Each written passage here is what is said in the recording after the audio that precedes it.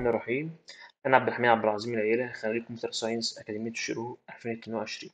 نبدأ أول حاجة بفكرة اسم البروجكت بتاعنا كار يوز برايس بريدكشن. وهي فكرته إنها بريدكت أسعار العربيات المستعملة بناء على كذا فيتشرز عنها.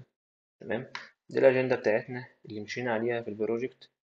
أول حاجة طبعا انترودكشن، مقدمة سريعة للمشروع. بعد كده نبدأ نفهم الداتا بتاعتنا ونبتدي نشوف أكتر ونفهم عن الفيتشرز اللي عندنا في الداتا والسورس بتاعتنا اللي احنا جبناها منها الداتا بتاعتنا. بعد كده نشوف الداتا اللي احنا فهمناها ديت نعمل كليرنج، بمعنى ان احنا نشوف مثلا في null value او في duplicated وكده، عشان نعرف بعد كده نعمل ADA او visualization للداتا بشكل اوضح. نقدر اننا نفهم الداتا اكتر ونشوف الفيشر اللي بتأثر على البرايس ونشوف اكتر الداتا كفيجواليزيشن. بعد كده ممكن نخش على مرحلة ال EDA او هنخش على مرحلة ال EDA. تيجي الخطوة المهمة اللي بعد كده اللي هي الداتا بري بروسيسنج. والخطوة دي مهمة طبعا إن أنا أعمل بري بروسيسنج للداتا، اللي أنا بعد كده ممكن فيها أعمل ترانسفورميشن للداتا أو فيتشر انجينيرنج أو انكودنج للداتا أو كل الكلام دوت. كل الخطوات المهمة اللي لازم إن أنا أقدر إن أنا بعد كده أخش على الموديلنج ويديني أكيوريسي عالية وإيرور أقل. تمام. أول حاجة طبعا introduction زي ما قلنا. طبعا سوق العربيات المستعملة على مستوى العالم غير مستقر طبعا، ده بسبب عوامل أهمها طبعا التضخم العالمي. فبالتالي في بعض العوامل المهمة اللي بتأثر على سعر العربية. إن أنا بتكلم عن سعر العربيات، أنا معرفش الصراحة هي فين بالظبط، لكن أنا في الأغلب هي ممكن تبقى في أمريكا يعني.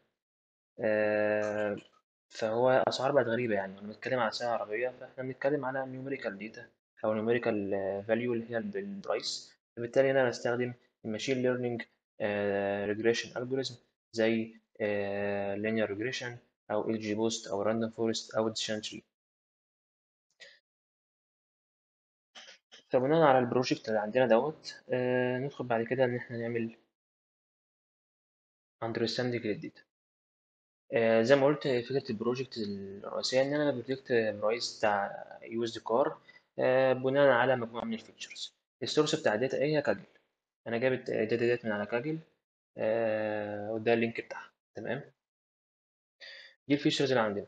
كار اي دي اللي هي identification number for each car، ودوت رقم العربية اللي بيبقى موجود على لوحة العربية من بره. تمام. السيفت ريتنج دوت الريتنج بتاع السيفت بتاع كل عربية. الكار نيم وده بيمثل هنا الكار موديل، اسم العربية واسم الشركة في نفس الوقت برضو. هنشوف ده كله قدام. الفول تايب اللي هو مثلا هي بتفول جاز جالون مثلا ولا ديزل ولا الكتريك ولا ايه. والاسبريشن هي ستاندرد ولا تيربو. النمبر اوف دورز هي 2 دورز ولا 4 دورز. بادي ستايل هي سيدان ولا هاتشباك ولا كوبي ولا كل دوت. الدرايف ويل تايب هي فرونت ولا رير، هي دفع امامي ولا دفع خلفي ولا اول دفع رباعي. انجن لوكيشن انجن لوكيشن قدام ولا ورا. وايل بيز اللينس اوف كار وايل بيز اللي هو اللينس بتاع عجل العربية. كار لينس اللينس بتاع الكار. الكار ويدث. الكار هايت. والكارب ويت. الكارب ويت اللي هو هنا بيمثل وزن العربية من غير الناس اللي قاعدة فيها ومن غير الحمولة اللي عليها. تمام. أو حمولة يعني مش قاعدة فيها بس أي حمولة في العربية. ده الكارب ويت، ده وزن العربية صافي. انجن تايب اللي هو زي ما قلت إن هي جاز ولا ديزل إلكتريك. نمبر اوف سلندر هي 4 سلندر ولا 6 سلندر ولا 8 أو كده. انجن سايز هي انجن سايز بتاعها يعني قد ايه بالظبط. فول سيستم ليها كذا ديليفري سيستم ليه كذا اسم كده. البوريشيو برضه ليها حاجة ليها علاقة بالموتور. والستروك برضه انجن حاجة ليها علاقة بالموتور. والكمبريشن ريشيو هو نسبة الضغط على الموتور، حاجة شبه كده برضه ليها علاقة بالموتور. والهورس باور ده كام حصان العربية دي كام حصان. والبيك ار بي ام هي برضه ليها علاقة بالموتور، هي موتور بيلف كام لفة في الدقيقة. وسي تي ام بي جي هي عربية بتحرق كام مايل في داخل ده بتحرق كام جالون في المايل. تمام. ده داخل المدينة. تمام. لا هاي واي ام بي جي نفس الكلام، بس احنا بنتكلم عن هاي واي اللي هي الطرق السريعة. وفي الآخر الكربونايز. زي ما شفنا هو 25 كولوم اللي انا لسه متكلمين عنه دلوقتي. 205 رو. دي كل الكولومز اللي عندنا. تمام. نلاحظ ان انا ممكن هنا ضايف كذا فيتشر انجينيرنج برضه عندنا هنا اللي زي الباور تو ويت ريشيو والمين الكومن مين. الحاجات دي ضفتها بعدين يعني فحبيت اضيفها في الاول. تمام. دي الداتا انفو، دي الانفورميشن بتاع الداتا. ده بيمثل مثلا هنا بنتكلم في برضه 205 انترز اللي هم 205 كولوم، 205 رو اللي عندي، و26 كولوم. ده انت كنت بعد ما ضفت بعد ما ضفت كولوم كمان زياده كده. ف نلاحظ الشكل ده مثلا ان مفيش اي نال فاليو خالص. ده بيوضح مثلا ممكن مبدئيا كده مفيش نال فاليو. الداتا تايب برضه يعتبر تمام، مفيهاش اي حاجه خالص. فالداتا شبه تمام يعني. نشوف ده اكتر برضه بوضوح في ما نعمل داتا كليننج. ديسكرايب للداتا. دي النيوميريكال داتا عندي. دي حاجات اللي تبع الستيتس عندي مثلا زي المين والستاندرد ديفيشن ومينيمم ماكسيمم وكل دوت. فممكن هنا مثلا نشوف هل في اوت لايرز ولا لا. ممكن مثلا نلاقي مثلا في الانجن سايز في اوت لاير. فالماكسيمم مثلا هنا في فرق بينه وبين ال 500% من الانجن سايز مثلا بيقع في ال 141. بحيث وفي نفس الوقت برضه الماكسيمم عندي 326. فممكن يبقى في اوت لايرز هنا. كذا مثلا حاجة ممكن مثلا الكاربويت برضو ممكن في اوتلايرز هنا. فبنسكرايب الداتا اكتر كنيوميريكال يعني. تمام. بعد كده نخش على مرحلة الداتا كليننج بقى. اول حاجة احنا بنشيك هل في ميسنج فاليو ولا لا. فهي الداتا كده ما فيهاش اي ميسنج فاليو خالص، انا مش اي حاجة فيها خالص، هي الداتا سليمة ما فيهاش اي حاجة. فعلى الشكل يمين هنلاقي ان زيرو نال فاليو نهائي. والشكل برضه اللي قدامي دوت مفيش أي حاجة خالص، مفيش أي شرط. الشرط دي بتفسر هل في بتمثل هل في نال مثلا فاليو في الكولوم ده ولا لأ. فلاحظ إن مفيش أي شرط خالص. فإن هي داتا نو ميسنج فاليو نهائي. تمام. بالنسبة برضه للدوبليكيتد فنو داتا دوبليكيتد نهائي برضه. هي الداتا سي مفيهاش أي حاجة خالص. كل اللي أنا عملته هنا إن أنا قسمت الداتا نوميريكال داتا وكاتيجوريكال داتا. النيوميريكال داتا هي الداتا الدلتا بتاعتها انتجر وفلوت. اما كاتيجوري داتا اللي هي الاوبجكت، الدلتا بتاعتها اوبجكت. تمام. وانا هنا ضفت كولوم جديد اللي هو هيبقى اسمه الكومباني نيم. الكومباني نيم دوت بياخد اول جزء من الكار نيم بس. لو لاحظنا ورا هنا مثلا هنلاقي ان في الكار نيم هنا في الكولوم بتاع الكار نيم هنا هنلاحظ مثلا ان الفا روميرو جوليا في سبيس بعد كده جوليا. مثلا في الاودي في سبيس بعد كده 100. فاحنا هناخد اول جزء بس ونسميه ان هو company name وندخله از فيشر جديد عندي في الداتا. تمام. فتطلع الشكل اللي على اليمين دوت دي كل الكومباني نيم اللي عندي. تويوتا ومازدا ونيسان وميتسوبيشي وكل الكلام ده. طبعا ده هيفرق معايا قدام في الاي دي اي مثلا عشان نشوف ايه اكتر شركه باعت الكلام ده كله. دخلنا بعد كده على الاي دي اي. اول حاجه عملناها في الاي دي اي هي الهيستوجرام. طبعا الاي دي اي هو اللي ان انا بعمل فيجواليز للداتا. فاستخدمت فيجواليزيشن لايبراري زي مات بلوتلي او بلوتلي او سيبرن. اول حاجه هي الهيستوجرام. فالهيستوجرام هنا بيعبر عن الديستريبيوشن بتاع كل فيشرز عندي. تمام. بعد كده اشتغلت على الكاتيجوري داتا. فكل فيشر عندي في الكاتيجوري داتا خليته مثلا لوحده. بعد كده عملت كومبير بينه وبين البرايس. فاستخدمت في الكاتيجوري داتا هنا ان انا اقدر امثله بالباي تشارت او البار تشارت. هنلاقي هنا مثلا ان الدور نمبر، ان مثلا كاونت بتاع الفور اكتر من 2. الفول تايم مثلا يعني الجاز كتير عن الديزل. مثلا انجن تايب هنلاقي او اتش سي مكتسح بقية الحاجات. نفس الكلام مثلا في الفور سلندر. نفس الكلام في الدرايف ويل مثلا هنلاقي الفورورد اكتر من الرير، الفرونت قصدي اكتر من الرير. تمام. في الانج لوكيشن مثلا هنلاقي الفرونت برضه اكتر من الرير. والرير هنا بيمثل ان هو الورا، ال- الباك يعني. تمام. كاربادي هنا عملتها كباي شارت. فنلاقي سيدان جي سبيد 46.8 من العربيات الموجودة عندي في السوق نوعها سيدان. بعد كده عملت كومبير ما بين البرايس والكاتيجوري داتا. فنلاحظ مثلا ان الديزل سعره اعلى من الجاز. يعني مجموع اسعار الديزل اعلى من مجموع اسعار الجاز.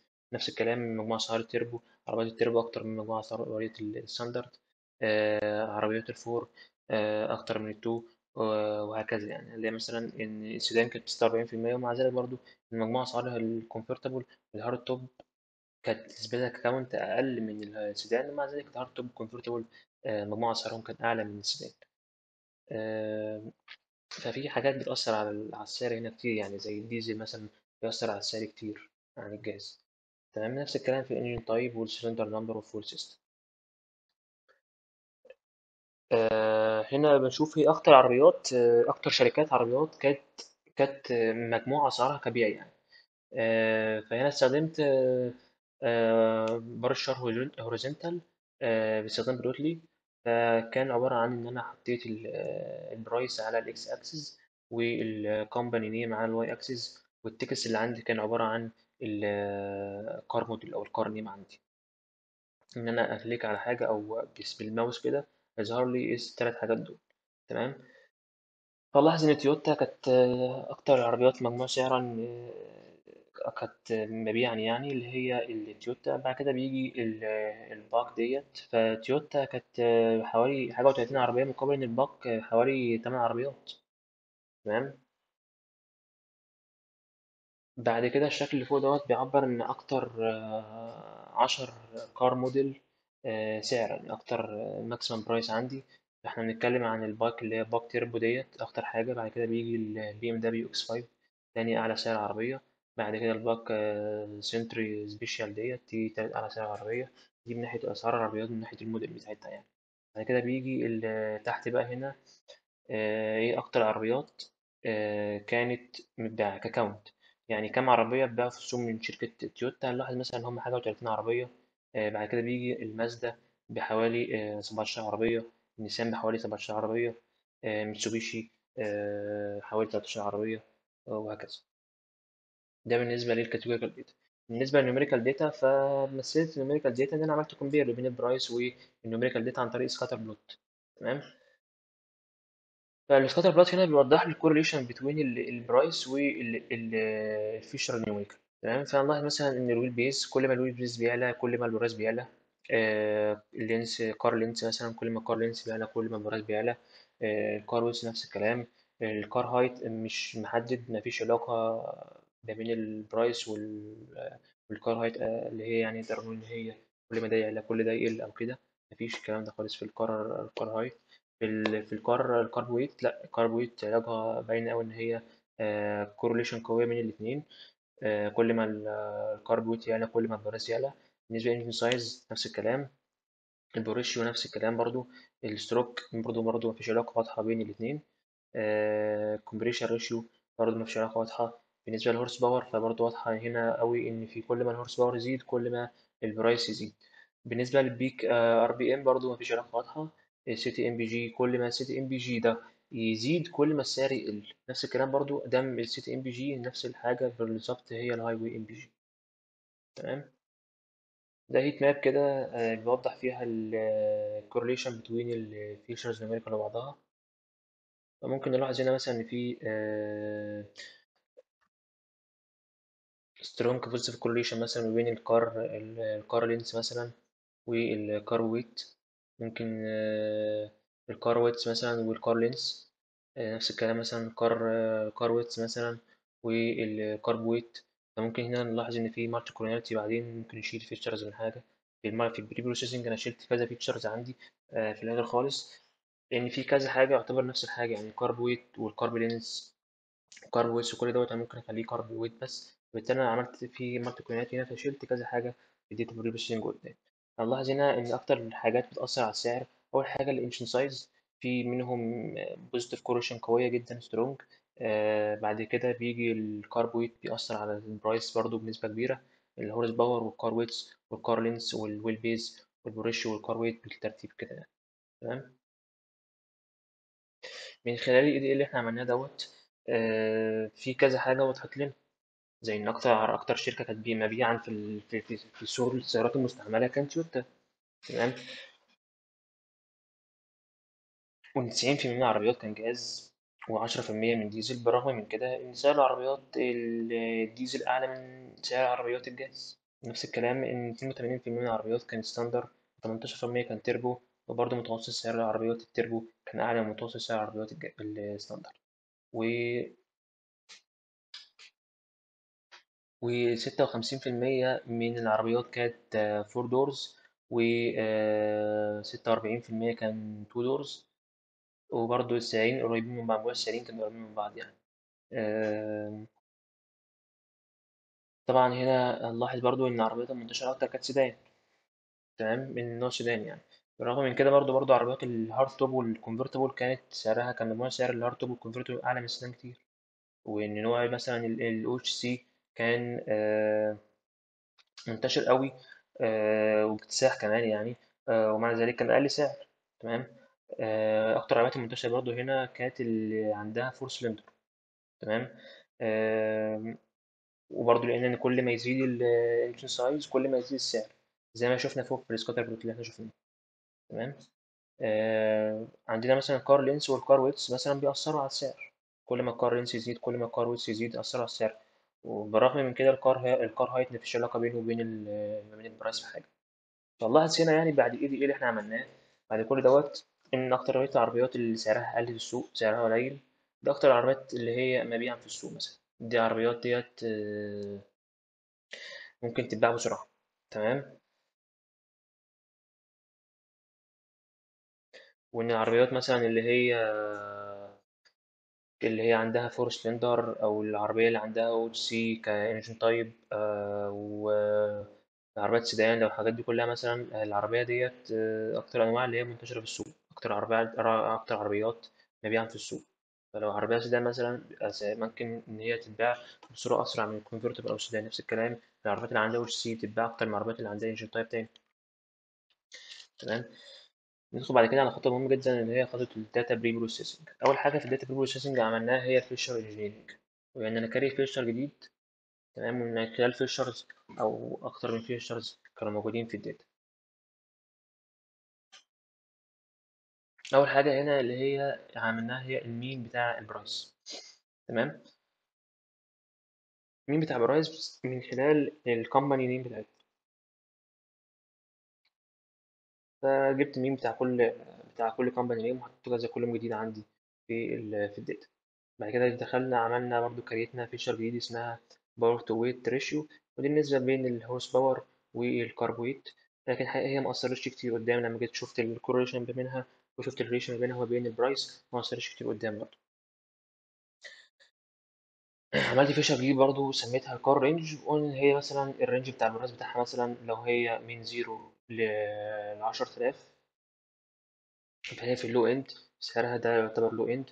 من 10000 ل 25000 فهي ميديوم، من 25000 ل 40000 هي هاي نمبرز. عشان نخش بعد كده على موديلنج كلها تبقى نمبرز. بالتالي عملنا ليبل انكودنج اللي هو مثلا الفيتش الفول سيس فول تايب مثلا، فهو احنا بنتكلم في الديزل وجاز، فالديزل مثلا بيبقى زيرو وجاز بيبقى واحد. الاسبريشن مثلا الاسبريشن هو الستاندرد والتربو، فالستاندرد تبقى زيرو والتربو بيبقى واحد. نتكلم مثلا في الكار بادي فالسيدان والهاتشباك والكونفرتبل هارد، فبنبتدي مثلا 0 1 2 3 4. الزيرو اللي هو سيدان، ال1 هو هاتشباك، ال2 اللي هو كونفرتبل، ال3 اللي هو هارد توب، وهكذا. بنحول كل الكاتيجوريكال داتا اللي من كده نحولها ل نوميريكال داتا. تمام. ده شكل الاوت لايرز اللي عندي. لاحظ ان في بعض الاوت لايرز اللي موجوده مثلا ممكن نشوفها في الباور تو ويت ريشيو. مثلا في اوت لايرز برضه واضحه. في الهورس باور هتلاقي في اوت لايرز برضه. طبعا بوكس بلوت، طبعا زي ما احنا عارفين بوكس بلوت، واستخدمت هنا البلوتلي. عملت فيشر سكيلينج بقى. فيشر سكيلينج هو فكرتها ان انا بعمل ترانسفورميشن للداتا اللي عندي، بخليها في رينج معين، بقلل مثلا الاوت لايرز اللي موجوده، بحيث مثلا ان لما تيجي بعد كده تخش على الموديلنج تبقى الموديلنج اللي يطلع اكيوريسي اعلى، وبالتالي بيقلل من الايرور الموجود. فاستخدمنا الستاندرديزيشن اللي هو ان انا بدخل الاوريجينال فاليو اللي هي الاكس ناقص بنقص منها المين بتاعتها على الستاندرد ديفيشن. فدي بعض النوميريكال داتا، النوميريكال كولومز اللي انا عملت لها ستاندرديزيشن اللي هي ستاندرد سكيل. بعد كده طبعا عملنا ترين تيست سبليت. لكن قبل ترين تيست سبليت هي اكتر الفيتشرز المؤثره عندي. طبعا الديبندنت فاريبل اللي هو البرايس اللي انا بريدكت عليه، والاندبندنت فاريبل اللي هي مثلا الاكتر حاجات اللي مؤثره عندي على البرايس. زي ما احنا شفنا في الهيت ماب اللي هو هنلاقي ان في مالتي كوناليتي. فبالتالي مفيش داعي ان انا اكتر فيشرز كتير عندي، فبالتالي استخدمت اكتر فيشرز كانت مؤثره على البرايس، زي الفول تايب والدور نوم والدور نمبر والكار بادي وانجن تايب كل والسندر نمبر كل الكلام ده. قسمت طبعا بعد كده الداتا لترين تيست سبليت. 80% من الداتا كان تريننج و20% كان تيست. دخلنا بعد كده على الموديلنج. وزي ما قلت في الانترودكشن انا استخدمت فور موديل اللي هي ريجريشن، اللي هي لينير ريجريشن والديسيشن تري والاكس جي بوست والراندوم فورست. ده كان الاكوريسي بتاع كل الجوريزم في مرحله التستنج. فلاحظ ان الراندوم فورست هو اكتر حاجه كان على اكوريسي في التستنج، على عكس الديسيشن تري كان اعلى حاجه في الاكيورسي في التريننج. لكن طبعا لو كنت استخدمت ديسيشن تري كان يبقى فيه اوفر فيتنج عندي، ده سبب لي مشكله كبيره طبعا. فاستخدمت في الاغلب هو راندوم فورست اللي انا رسيت عليه في الاخر يعني. ده موديل ايفالويشن. في موديل ايفالويشن استخدمت روت مين سكوير ايرور عشان احدد امتى الايرور او امتى الايرور او امتى الخطا اللي ما بين الاكشوال بوينت اللي طلعت لي، الاكشوال بوينت اللي عندي والبريدكشن بوينت، يعني امتى الفرق ما بين دول كان ايه يعني بالظبط. فاستخدمت روت مين سكوير ايرور وار 2 سكور عشان يطلع لي الاكيوريسي اللي عندي.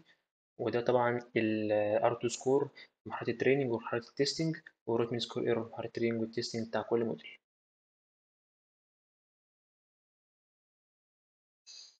في الاخر طبعا زي ما قلت انا استخدمت الراندوم فورست، وده لينك البروجكت بتاعي على جيت هاب وعلى كاكل. في الاخر عملت ديفلوبمنت سريع كده.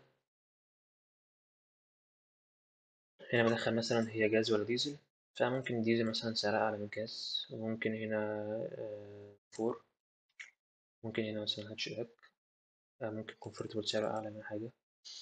هنا مثلا بنتكلم في 8 سلندر، عارفين السلندر طبعا بيأثر على سعر العربيه. تيربو سيفت مثلا هنا 5 على حاجه طبعا. البيس هنا ممكن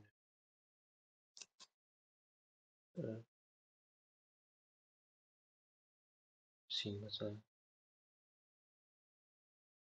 3000 كيلو. انجن سايز مثلا، وانا مش حسب السي اس بحاجه تانية، فهو بالتالي ممكن نتكلم في 150.